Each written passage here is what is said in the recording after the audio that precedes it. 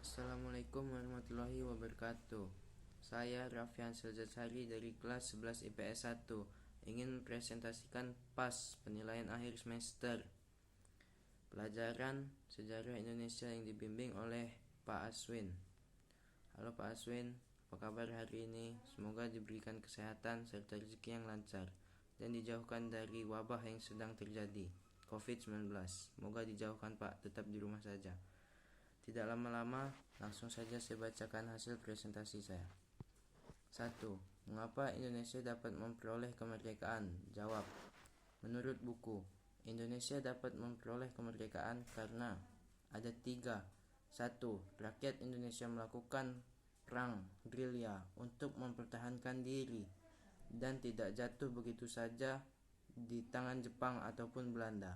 2. Adanya diplomasi, seperti diadakan perundingan terhadap para petinggi negara Indonesia dengan negara lain. 3. Jepang kalah dalam Perang Dunia II dan menyerah kepada sekutu. Menurut saya, Indonesia dapat memperoleh kemerdekaan karena seluruh bangsa Indonesia, para pahlawan berjuang sangat gigih dan tidak pantang menyerah. Mereka mengorbankan seluruh genap jiwa mereka. Bahkan harta pun mereka korbankan, dan Indonesia dapat memperoleh kemerdekaan karena kita. Indonesia bersatu dan berjuang keras untuk mengusir penjajah dan tanah air tercinta kita ini. Kesimpulannya, Indonesia dapat memperoleh kemerdekaan melalui semangat dan tekad para pahlawan mengusir penjajah serta karena persatuan bangsa Indonesia. Tanpa adanya perjuangan mereka, Indonesia tidak akan merdeka atau bebas dari penjajahan. Maka dari itu, kita harus menjaga persatuan NKRI agar kejadian di masa lalu tidak terjadi lagi, dan kita harus menghormati serta menghargai para pahlawan. 2. Mengapa kita melawan para penjajah yang ada di Nusantara? Jawab. Menurut buku, ada beberapa faktor yang mendukung rakyat Indonesia dalam mengusir penjajah yang ada di Nusantara, yaitu penderitaan yang dialami oleh rakyat pribumi, munculnya kaum intelektual yang menjadi pemimpin gerakan nasional, adanya diskriminatif rasial, munculnya paham-paham baru yang masuk ke Indonesia seperti liberalisme, demokrasi, nasionalisme, dan sosialisme. Menurut saya, alasan mengapa kita melawan para penjajah yang ada di Nusantara adalah karena banyaknya penjajahan yang mengakibatkan penderitaan rakyat, dan para penjajah sudah berlaku semena-mena kepada kita yang berakibat penderitaan rakyat. Maka dari itu sudah seharusnya kita melawan para penjajah dan mengusirnya dari negeri kita. Kesimpulannya, kita memang sudah seharusnya melawan para penjajah yang ada di Nusantara karena mereka banyak menimbulkan penderitaan serta kesengsaraan bangsa kita. Mereka telah mengganggu ketentraman dan kedamaian rakyat Indonesia. Nomor 3. Mengapa para pelajar membangun partai politik sebelum Indonesia merdeka? Jawab. Menurut buku, partai politik yang pertama kali didirikan yaitu The Indies Party pada 25 Desember 1912 oleh Dois Dekker, Ki Hajar Dewantara, dan Cipto Mangunkusumo. Lahirnya partai politik ini menandai bahwa adanya kesadaran nasional untuk mencapai kemerdekaan bangsa Indonesia. Menurut saya, pelajar Indonesia membangun partai politik pemerintah 3 November 1945 yang berisi anjuran agar masyarakat membentuk partai-partai politik dalam rangka memperkuat perjuangan serta mempertahankan kemerdekaan.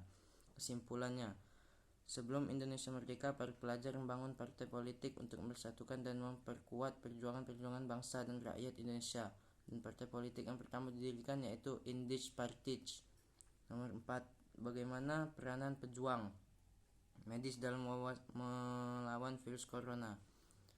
Menurut buku, para petugas medis dan kesehatan merupakan garda terdepan yang senantiasa melindungi masyarakat adanya pandemik ini. Mereka bekerja tanpa kenal lelah dan bahkan nyawa pun menjadi taruhan. Menurut saya, pejuang medis berperan sangat besar dalam melawan virus corona yang tengah melanda negeri ini. Mereka mengorbankan tenaga, waktu, bahkan pikiran dan nyawa demi menyelamatkan orang-orang yang terinfeksi. Kesimpulan, Peranan tenaga medis begitu besar, terkadang mereka harus siap selalu dalam kondisi apapun. Mereka dari itu, kita juga harus mentaati peraturan-peraturan yang diterapkan pemerintah agar pandemi ini cepat berlalu. 5. Apa dampak positif dan negatif dari wabah corona? Menurut buku, dampak positif, alam semakin asri. Orang-orang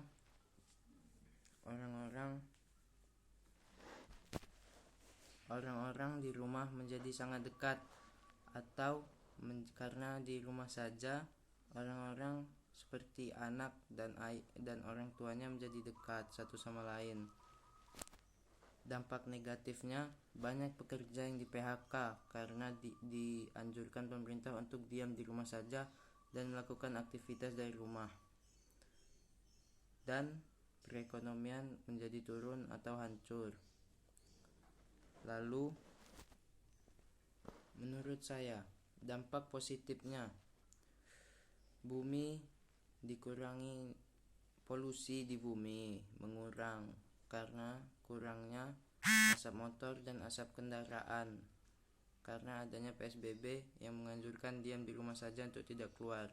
Itu menghasilkan tidak banyak polusi.